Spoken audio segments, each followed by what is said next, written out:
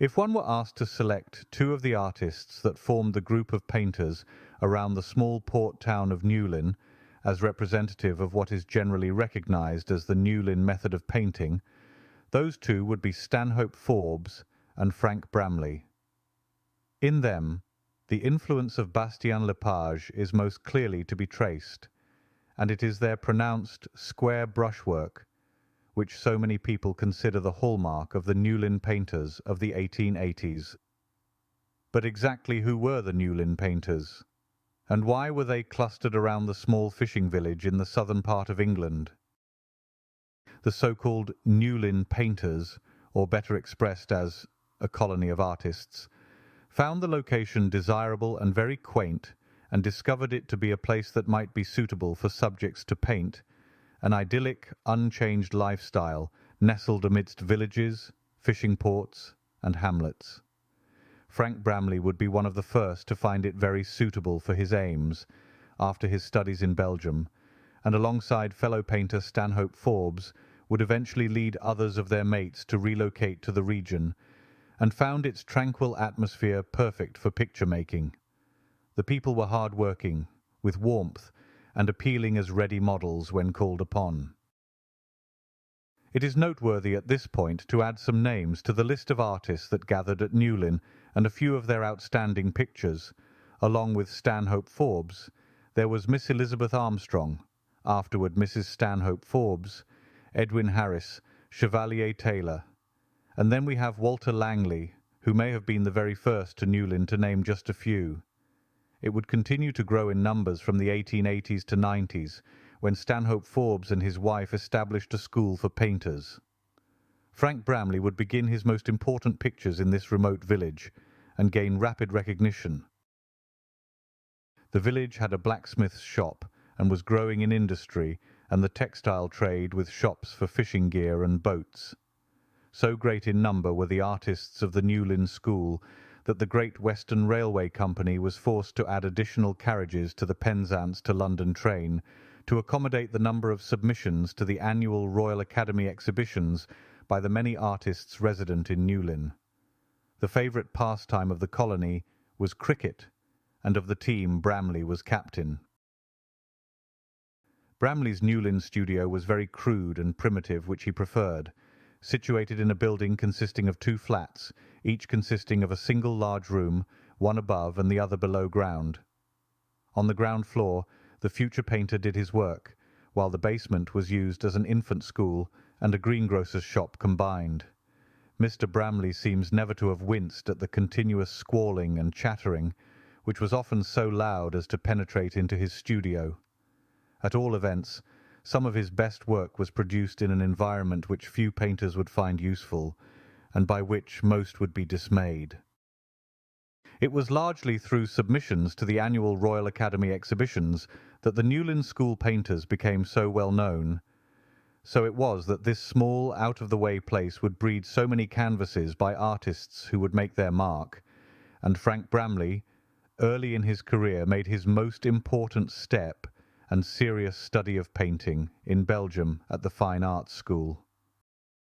Frank Bramley received his first art education in the local School of Art, which held perhaps even at that time a more progressive scheme of schooling than do many of the training centres available.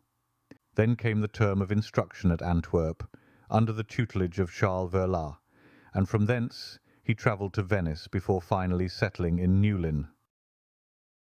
So what exactly was the square brush method that became the rage for Newlyn artists?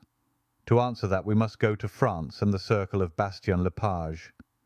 It cannot be overstated just how phenomenal was his influence on art, with such pictures as Grandfather and his tour de force Joan of Arc. The power of realism, not just in the usual picture sense, but by the way in which it was produced, that gave his work such supremacy. He forged his way with the brush to manipulate the paint application, using squarish touches to build the form, and while it cannot be readily seen in Bastien's work, it was the conviction it gave and stark authority to make the canvas breathe life. So startling was the effect that Bastien would be the hero of a whole generation of artists to follow. It may be added here that Sorolla was so taken with Bastien's Joan of Arc that when the Spaniard visited America, where the picture was housed at the Met, that his #1 goal was to seek out the painting and study it at length.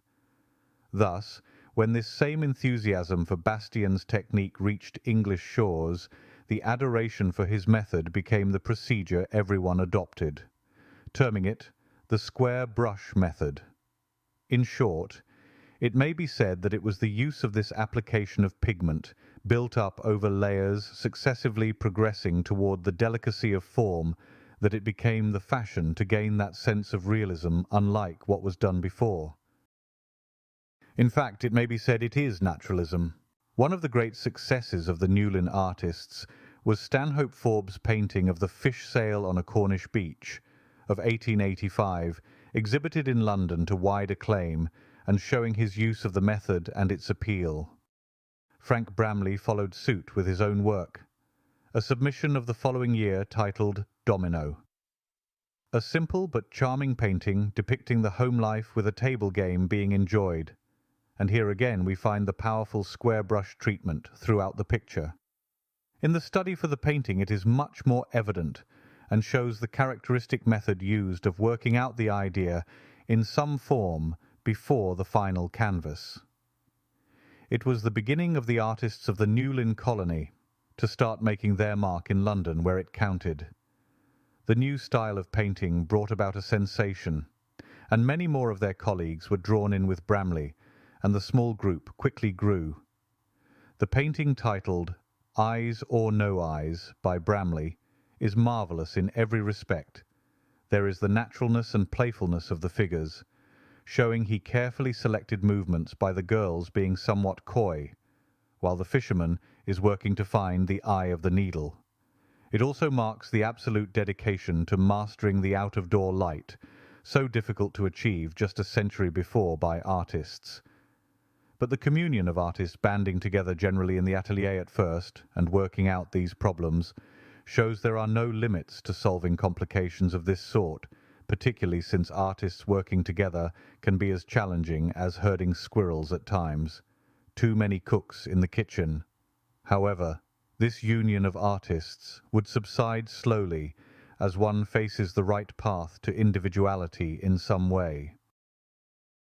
Artists were so dedicated to the idea of truth to nature that the adage was, "Your work could not be any good unless you caught a cold doing it," as Norman Garstin has put it.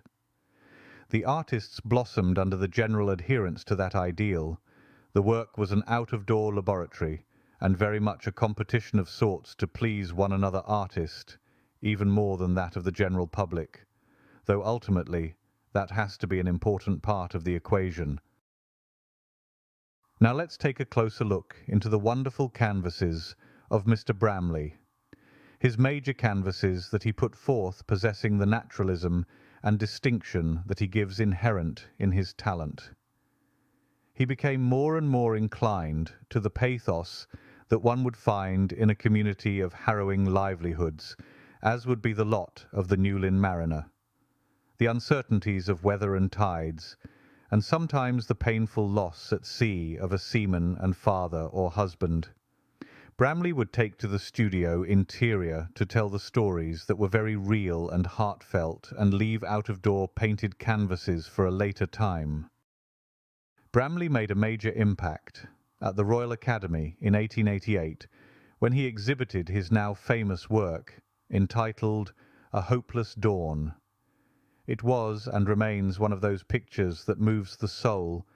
It is not overtly sentimental, but by way of technique. He controls the narrative by his use of light, caressing the dimly lit cottage and careful arrangement of the figures. A superb work by any account. In Fireside Tales we have the same powerful skill at work of two women under a backlit light, gracefully flowing over the forms, beautifully drawn and composed tightly and smartly, that beckons one to listen quietly to the unfolding story. Bramley's ease of handling adds to the effect with the slight tension the picture evokes.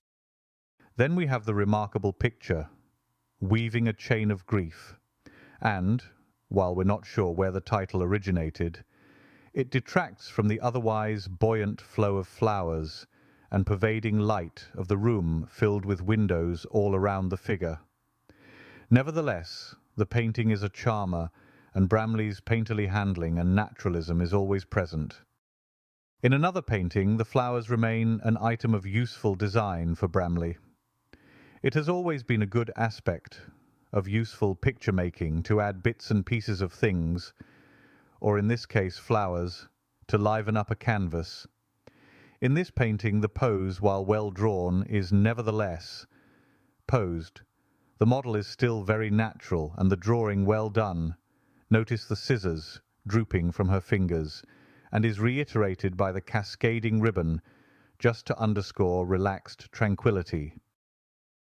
Now, to Bramley's more ambitious works, we have his very powerful and involved composition with many figures in a procession. The skill in this canvas is on display in every respect. Solid draftsmanship, good design, and a very fluid composition of people that are fully animated, expressions handsomely worked out, and well-placed dark accents to carry the impression further. The painting we refer to here is titled "For of Such is the Kingdom of Heaven" of 1891. A close-up look at the painting is marvellous, and the soft grey light, with the lonely lighthouse in the background, underscores the theme stunningly. It is a tour de force for Bramley. In the next canvas we have another procession painting, this one called "The Grasmere Rush-Bearing," which is an annual festival that started in medieval times when parish churches still had earthen floors, originally for cleanliness and insulation. It largely died out when flagstones were introduced, but the ritual was revived in the 19th century in many villages throughout England.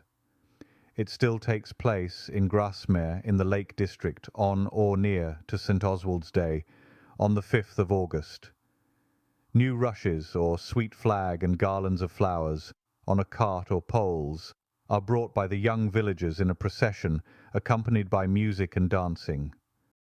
Frank Bramley, in 1900 and the following year, commenced to paint this large picture for which all 57 characters sat for their portraits. It was exhibited at the Royal Academy in London in 1905 to great acclaim. It was purchased from the artist with local donations in 1913, and is the first painting acquired by the National Trust, at a time when it did not own buildings with collections. In later work we find Frank Bramley's palette is opening up with more vibrant colour and a higher key. His pictures are flowing with pigment, and no doubt due to the changing tastes that occur every 15 to 20 years in the arts, as one generation leaves and another emerges, either adds to the legacy or chooses to delete it altogether. He was also very busy with the portrait trade, and it can be seen by what we have available to be seen, that the portraits are wonderful indeed. He always has the natural skill to easily make believable the charm of what is there in front of him. Nature is in good hands with his talent to render it faithfully and with consummate skill. There are many works by Bramley waiting to be seen and discovered in private collections. Interestingly, in Newlyn, many of the young artists gave paintings to families and storekeepers for food or board, so who knows what gems will emerge from the quaint harbour folks of Newlyn and St. Ives areas. As we close this presentation, there is the painting called "Saved." It's a dramatic setting with warm colours and silhouettes of figures around the drama within the darkened room. The 1889 painting "Saved" depicts a trio of Cornish fishwives and their children gathered around the fire in a Newlyn cottage to await news of their husband's boat lost at sea. Frank Bramley at his pictorial best. We hope you enjoyed the look at Frank Bramley's wonderful pictures. It is hoped, too, that many of his works not available currently to be seen may show up soon.